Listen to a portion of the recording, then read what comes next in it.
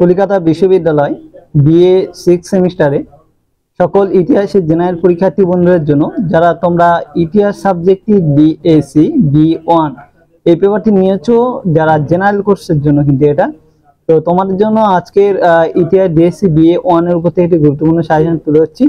এই প্রশ্নগুলোকে তোমরা প্রথম থেকে ভালো করে তৈরি করো, আর এইগুলো করা হয়ে গেলে তোমাদের বাকি তোমাদের লাস্ট মিনিটের মধ্যে তখন দেখা হবে, পুরো সম্পূর্ণ হবে। তো এখানে অত্যন্ত গুরুত্বপূর্ণ প্রশ্নগুলো আগে তুলে ধরলাম, এইগুলোকে কিন্তু কেউ অবহেলা না করে কিন্তু প্রথম থেকে ভালো করে তৈরি করবে। আর বাকি অন্যান্য পেপারে তোমাদের সব প্রায় দেয়া হয়ে গেছে, যারা দেখোনি তোমরা একটু প্লেলিস্ট থেকে দেখে নিও, তাহলে কি কি পেপারে দেয়া হয়েছে না হয়েছে তোমরা কিন্তু সম্পূর্ণ বুঝতে পারবে। এবং প্রথম থেকে আমি বারবার বলেছি, প্রত্যেকটা পেপারের ক্ষেত্রে 6 সেমিস্টার অনেকটা গুরুত্বপূর্ণ জায়গা। তোমরা কিন্তু নিজেরা বই কিনে নাও, 120-30 টাকা 150 টাকার মধ্যে প্রত্যেকটা বই হয়ে যায়। তোমরা সেই মতো ভালো করে নিজেরা কিন্তু পড়াশোনা করো। তো এবার দেখো এখানে যে প্রশ্নগুলো রাখা হয়েছে সেগুলো তোমরা একটু পরপর খেয়াল করো। একের দাগে প্রশ্ন প্রথম তোমাদের রাখা হয়েছে, দেখো এখানে তোমাদের বড় প্রশ্নগুলো। তো ইংল্যান্ড ও ফ্রান্সের শিল্পায়নের তুলনামূলক আলোচনা করো। ইংল্যান্ড ও ফ্রান্সের শিল্পায়নের তুলনামূলক আলোচনা করো, প্রথম এই প্রশ্নটি করবে। দ্বিতীয় প্রশ্ন তোমাদের আছে ইউরোপের সমাজ ও রাজনীতিতে শিল্প বিপ্লবের প্রভাব আলোচনা করো, তারপরে এই প্রশ্নটি করবে। দ্বিতীয় প্রশ্ন তাহলে কি বললাম, ইউরোপের সমাজ ও রাজনীতিতে শিল্প বিপ্লবের প্রভাব আলোচনা করো। 3 নম্বর প্রশ্ন তোমাদের আছে, দেখো 19বিংশ শতকের মধ্যভাগে জার্মান শিল্পের অগ্রগতির কারণগুলি বর্ণনা করো, তারপরে এই প্রশ্নটি করবে। 4এর দাগে প্রশ্ন বাণিজ্যিক পুঁজিবাদের বৈশিষ্ট্যগুলি আলোচনা করো, তারপর এই প্রশ্নটি করবে। প্রত্যেকটা প্রশ্ন এখানে গুরুত্বপূর্ণ প্রশ্ন, কোনো বাদ দেবে না, বারবার বলছি। তারপরে প্রশ্ন 5এর দাগে আছে, দেখো ইংল্যান্ডের শিল্পায়নের কারণগুলি বর্ণনা করো, এটাও তোমার সেম খুব গুরুত্বপূর্ণ প্রশ্ন, খুব ভালো করে করবে এখানে তোমরা। আর 6এর দাগে প্রশ্ন আরো রয়েছে, সপ্তদশ শতকে বাণিজ্যিক বিস্তারে নেদারল্যান্ডের ভূমিকা কি ছিল।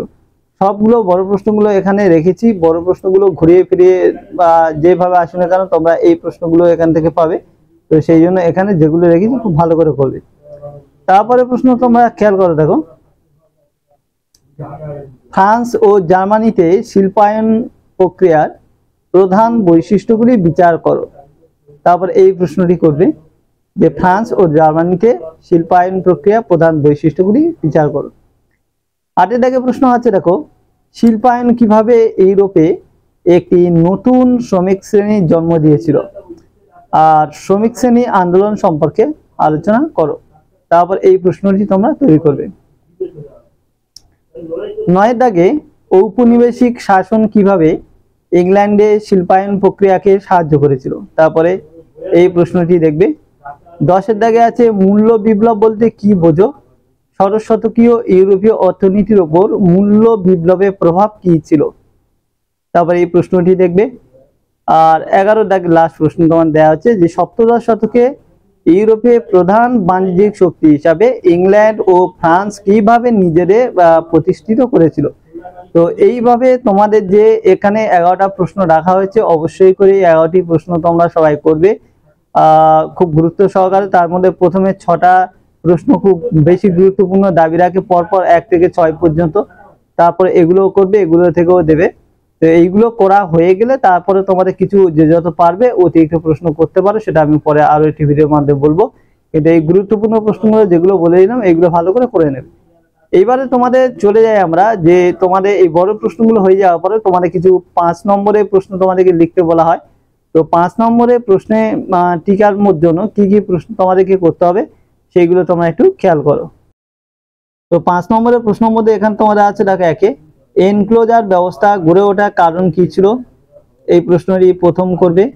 দ্বিতীয় প্রশ্ন আছে, দেখো প্রোটেস্ট্যান্ট মতবাদ কি, প্রতিষ্ঠান মতবাদ কি পুঁজিবাদ গড়ে তুলতে সহায়তা করেছিল। তো তারপরে এই প্রশ্নটি তোমরা ভালো করে করবে। 3এর দাগে যেটা তোমাদের পরে আছে, দেখো যে জার্মানির অর্থনৈতিক উন্নয়নে জোলভেরিনের কি ভূমিকা ছিল, জার্মানি অর্থনৈতিক উন্নয়নে জোলভেরিনের ভূমিকা কি ছিল, তারপরে এই প্রশ্নটি করবে। 3 নম্বর প্রশ্ন তারপরে হয়ে গেল। এবার 4এর দাগে প্রশ্নটিকে তোমরা খেয়াল করো, তৃতীয় নেপোলিয়ন ফ্রান্সে অর্থনৈতিক উন্নতিকে কিভাবে উৎসাহিত করেছিল, তারপরে এই প্রশ্নটি দেখবে, তৃতীয় নেপোলিয়ন ফ্রান্সের অর্থনৈতিক উন্নতিতে কিভাবে সাহায্য বা উৎসাহিত করেছিল। 5 দাগে প্রশ্ন আছে, দেখো মার্কেন্টাইল মতবাদ বলতে কি বোঝো। তারপরে এই প্রশ্নটি তোমরা দেখবে।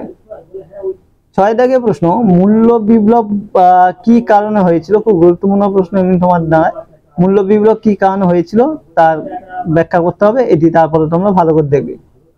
7 দাগে প্রশ্ন আছে, ইউরোপের সমাজের ওপর শিল্প বিপ্লবের প্রভাব আলোচনা করো। তারপরে এই প্রশ্নটি দেখবে। 8 দাগে শিল্প পুঁজিবাদ বলতে কি বোঝো। তারপরে তোমরা এই প্রশ্নটি টিকাসল দেখবে। 9 দাগে প্রশ্ন, সপ্তদশ শতকে ইউরোপে সবথেকে গুরুত্বপূর্ণ অর্থনৈতিক কেন্দ্র হিসাবে আমস্টারডামে উত্থান ঘটল কেন। তারপর এই প্রশ্নটি দেখবে। 10 দাগে প্রশ্ন, ষোড়শ শতকে ইউরোপে নব্য বণিকদের তুমি কিভাবে চরিত্রায়িত করবে। তারপরে এটি দেখবে। এবং 11 দাগে প্রশ্ন আছে যে বাণিজ্যিক পুঁজিবাদের ওপর একটি সংক্ষিপ্ত টিকা লেখো। এবং লাস্ট প্রশ্ন 12, পুটিং আউট সিস্টেমের প্রধান বৈশিষ্ট্যগুলি লেখো। তো এই প্রশ্নগুলো 5 যেগুলো দিয়ে দিলাম এইগুলো তোমরা ভালো করে করো, এখান থেকে অনেক প্রশ্ন তোমরা তাহলে কিন্তু চোখ বুঝে কমন পেয়ে যাবে। তো আজকে ভিডিওটা বন্ধুরা এখানে শেষ করছি, পরবর্তী ভিডিওতে আবার দেখা হবে। সবাই ভালো থেকো, সুস্থ থেকো, ভালো করে পড়াশোনা করো।